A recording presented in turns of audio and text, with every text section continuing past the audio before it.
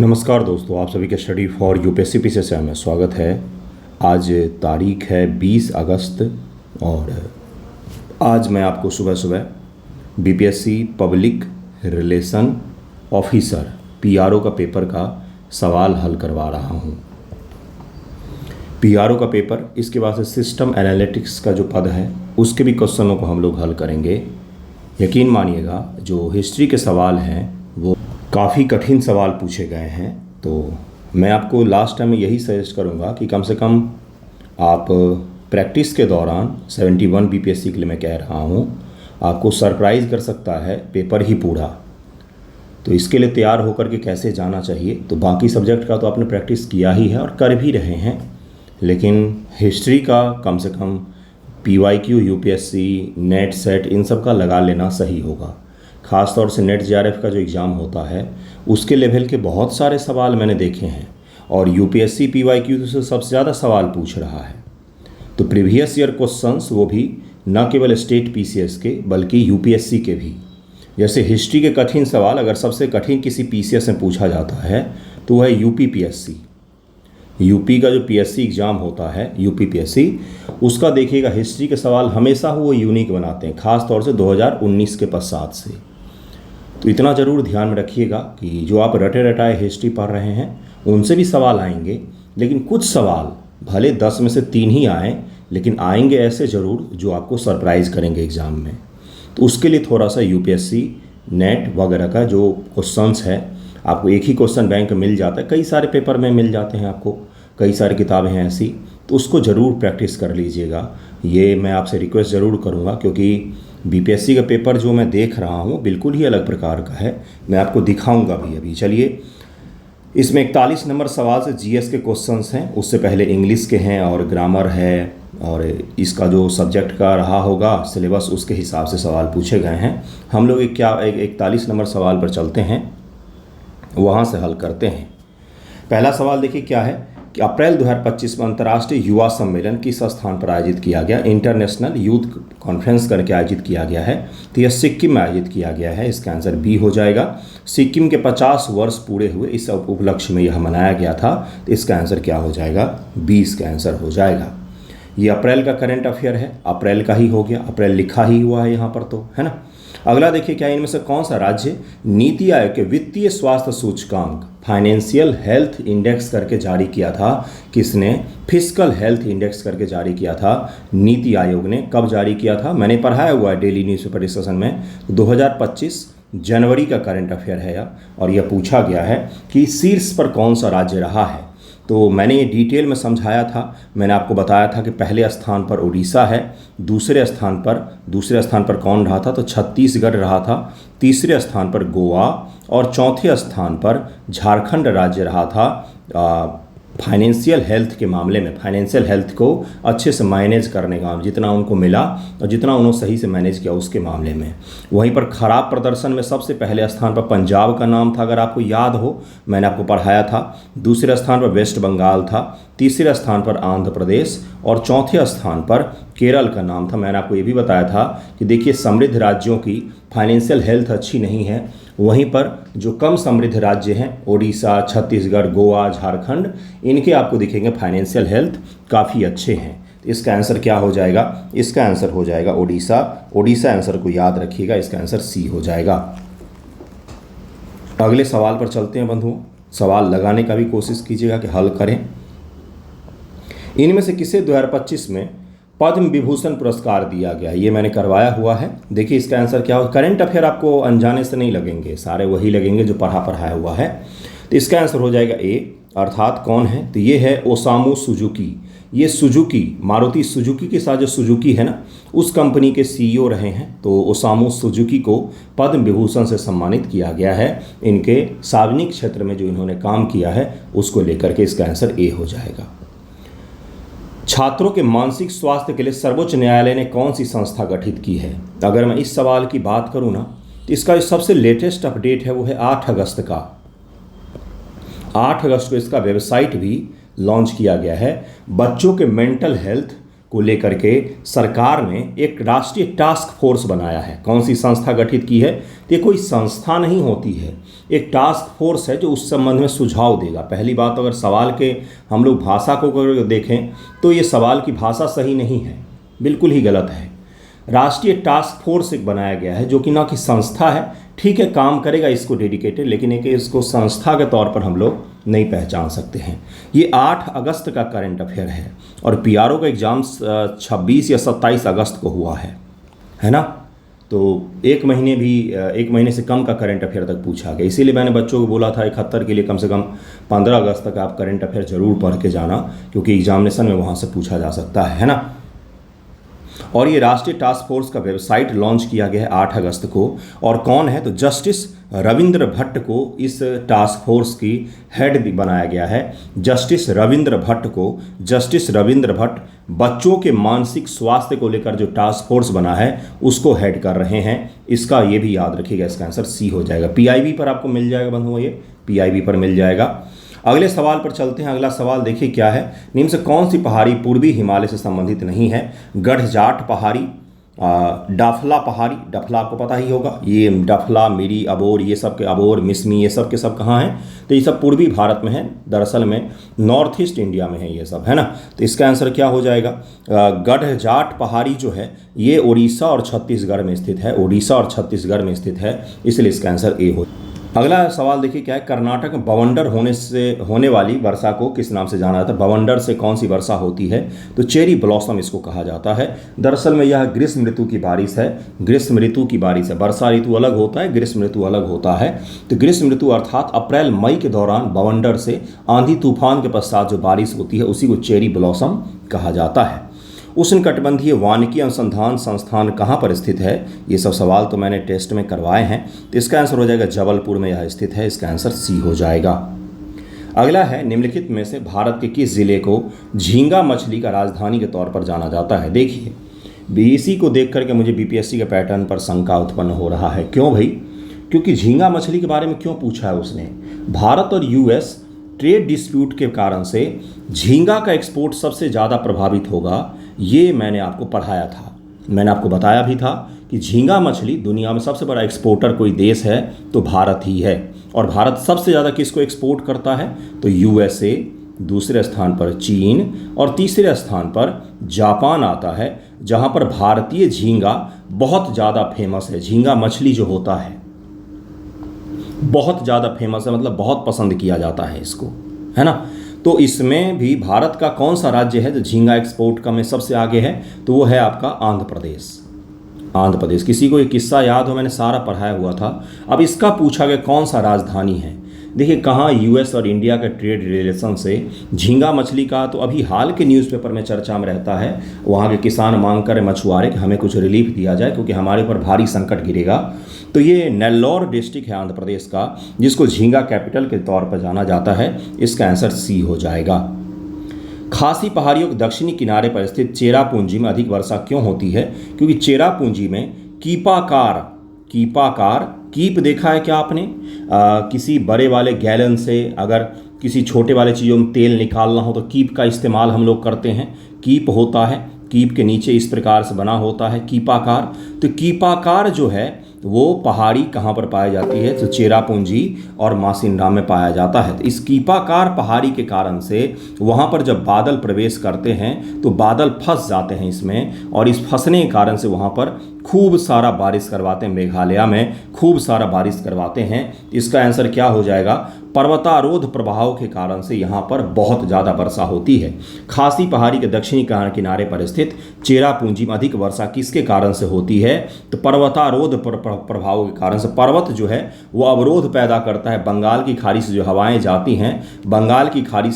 जाती हैं वो मानसूनी हवाएं मेघालय में प्रवेश करने पर इस कीपाकार पहाड़ियों के बीच फंस जाती है, जिसके चारों तरफ से पहाड़ है। और जैसे ही इसे फंसने के पश्चात हवाएं ऊपर उठती हैं तो उनका संघनन होता है और यहीं पर सारा पानी गिरा देती हैं। इसी को कहा जाता है पर्वतारोध के कारण से यहाँ पर बारिश होती है। इसका आंसर डी हो जाएगा।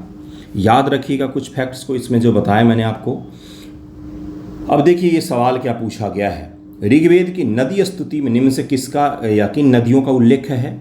बहुत अच्छा सवाल है ये, लेकिन आसान भी है। गंगा का भी उपलब्ध है भाई, यमुना का भी है, तो इसका आंसर डी हो जाएगा, इसका आंसर डी हो जाएगा। ठीक है, अगला सवाल देखिए क्या है, और यही वो सवाल है जो नेट वगैरह के एग्जाम में पूछे गए हैं। यह क्या है, तो ऋग्वेद में वर्णित देव निर्मित देश शब्द का अर्थ है। ऋग्वेद में वर्णित देव निर्मित देश, देवताओं के द्वारा बनाया गया प्रदेश है ना, ये इसका अर्थ क्या क्या है। तो सप्त सैंधव क्षेत्र तो सब लोग मारेंगे भाई, क्योंकि वहीं पर पहले रहते थे, बिल्कुल सही हैं आप। हतपेंद्रु क्षेत्र, हपे क्या बोला जाता है, देखिए इसको इंग्लिश में दिखाता हूँ, इंग्लिश में इसका सही प्रोनाउंसिएशन हो जाएगा। इंग्लिश में देखिए क्या लिखा हुआ है, हप्तहेंद्रु प्रदेश, हप्तहेंद्रु, हप्तहेंद्रु कहा जाता है। और यह जो है यह नेट का सवाल है, ये शब्द हप्तहेंद्रु में कौन कौन से आते हैं, इसमें पेशावर आएगा पाकिस्तान का, पंजाब दोनों देश के, भारत पाकिस्तान के, कश्मीर आएगा, कश्मीर आएगा, ये पूरा, इसके अलावा गिलगित का रीजन, गिलगित जो रीजन है ये भी आएगा। इन सब को मिलाकर हप्तहेंद्रु रीजन बनता है। कहाँ से सवाल पूछा गया है, ये बीपीएससी का लेवल तो कतई नहीं था, ये सरप्राइज हुआ बीपीएससी का। आपके एग्जामिनेशन में भी ऐसा आ सकता है, मैं डरा नहीं रहा हूँ, मैंने तो हमेशा आपको मोटिवेट ही किया है। होशियार वो होते हैं जो आने वाले संकट को पहचान के पहले ही तैयारी कर लें। ऐसा ना हो कि वर्षा ऋतु शुरू होने के पश्चात आप घर बनाना शुरू करें, उससे पहले ही जो चिड़िया होती है वो अपना घोंसला तैयार कर लेती है, क्योंकि ऋतु तो अपने समय पर आएंगे ही, और हो सकता है वर्षा ना हो, लेकिन ये भी तो हो सकता है कि बारिश बहुत ज़्यादा हो जाए। तो वैसा ही कंडीशन है यहाँ पर भी, आपको होशियार हो जाना चाहिए पहले ही। हप्तहेंद्रु रीजन कहा जा रहा है, तो ये भी इसका आंसर हो जाएगा। दक्कन का दक्षिण रीजन तो हो ही नहीं सकता है, क्योंकि इस क्षेत्र में आर्य गए ही नहीं, इसका आंसर बी हो जाएगा, ए और बी दोनों ही, तो इसका आंसर डी हो जाएगा। अर्थशास्त्र के अनुसार निम्न से कौन सा अधिकारी व्यापार और वाणिज्य से जुड़ा हुआ था, इसका भी आंसर डी होगा। पन्याध्यक्ष जो है यह वाणिज्य विभाग का अधिकारी ही होता था। समस्थाध्यक्ष बाजार का प्रभारी होता था, समस्थाध्यक्ष जिसको कहा जाता है, बाजार का प्रभारी। शुल्काध्यक्ष चुंगी कर वगैरह का प्रभारी होता था। तो इसका आंसर क्या हो जाएगा, ये तीनों ही हो जाएंगे। तो उपरोक्त में से एक से अधिक, ये बीपीएससी का नया एक्सपेरिमेंट है, उपरोक्त में से एक से अधिक वाला, और ये कई सारे सवालों में ये आंसर देखने को मिल रहा है। अब 53 नंबर है, इसका आंसर शायद गलत दिया है बीपीएससी ने, क्योंकि इसका आंसर बीपीएससी ने डी दिया हुआ है, लेकिन इसका डी निकल नहीं रहा है। तो किस हिसाब से डी दिया है ये पता नहीं, लेकिन बीपीएससी ने इसका डी दिया हुआ है गुरु, लेकिन मुझे इसका आंसर गलत लग रहा है। स्थाविरवादी हीनयान का एक अन्य संप्रदाय था, बिल्कुल सही है, थेरवाद से संबंधित है यह। स्थाविरवादी बिल्कुल सही है, यूपीएससी पीवाईक्यू है, यूपीएससी 2020 पीटी पीवाईक्यू है। स्थाविरवादी और महासंघिक के बारे में यूपीएससी प्रीलिम में पूछा गया, आप जाकर के वहाँ देखें और इसका प्रैक्टिस भी कर लें। कनिष्क ने स्थाविरवादियों को संरक्षण दिया था। देखिए अब संरक्षण अगर बोला जाए सही है या गलत है, क्या बोला जाए इसको, क्योंकि कनिष्क ने हमेशा ही महायान संप्रदाय को, महायान बुद्धिज्म को बढ़ावा दिया और उसको संरक्षण देने का प्रयास किया। स्थाविरवादियों को उसने संरक्षण, हो सकता है कि अपने दरबार में उसने स्थान दिया हो, लेकिन इसका कहीं स्पष्ट उल्लेख नहीं मिलता है। हर जगह इसी का उल्लेख मिलता है कि कनिष्क ने महायान को बढ़ावा देने का प्रयास किया, न कि अस्थिरवादियों को, हीनयान को बढ़ावा देने का प्रयास किया। तो ये अगर स्टेटमेंट बीपीएससी सही मान रही है तब तो इसका आंसर डी होगा, नहीं तो इसका आंसर ए ही होना चाहिए। और बंगाल के क्षेत्र में यह प्रचलित नहीं था, बल्कि श्रीलंका, जावा, सुमात्रा, भारत के दक्षिण के प्रदेश जो हैं और उससे लगने वाले देश जो हैं, जैसे इंडोनेशिया हो गया, मलेशिया हो गया, थाईलैंड हो गया, इन रीजन में हीनयान का प्रचलन था। और भारत के उत्तर में जैसे चीन, जापान, कोरिया हो गया, मंगोलिया हो गया, इन जगहों पर महायान का प्रचलन था। तो ये भी याद रखिएगा। तो इसका आंसर डी दिया है बीपीएससी ने, लेकिन वो किस हिसाब से डी दिया ये एक्सप्लेन नहीं किया गया है। इसका आंसर अगर वाकई देखें तो ए ही होना चाहिए। खैर आप भी पढ़े लिखे हैं, आप भी बता सकते हैं इसका आंसर क्या होना चाहिए। निम्न से कौन से कथन सही हैं? अलबरूनी के अनुसार सूफी सिद्धांत पतंजलि के योग सूत्र के समान है, तो ये तो बिल्कुल सही है, ये बिल्कुल सही दिया हुआ है। अलबेरूनी ने भारतीय दर्शन के बारे में जाने के श्रृंगेरी कर्नाटक में है, यहाँ का दौरा नहीं किया था उसने। अलबरूनी महमूद गौरी के साथ नहीं, गजनवी के साथ में आया था। तो इसका आंसर ए हो जाएगा, इसका आंसर ए हो जाएगा, इसका आंसर 54 का आंसर ए हो जाएगा। अगले सवाल पर हम लोग चलते हैं। अगला सवाल देखिए क्या है। अगला है कि प्रोटीन का पता लगाने के लिए इस्तेमाल किया जाने सामान्य परीक्षण कौन है? तो बायूरेट परीक्षण कहा जाता है। इसका आंसर ए दिया हुआ है। एक वयस्क हृदय द्वारा पंप प्रति मिनट किए जाने वाले रक्त की मात्रा कितनी होती है? तो ये 5 लीटर होती है। इसका आंसर सी हो जाएगा। क्रेब्स चक्र का प्राथमिक कार्य निम्न का उत्पादन करना होता है। तो एटीपी का, क्रेब्स चक्र के द्वारा ही एटीपी का निर्माण होता है। कहाँ पर?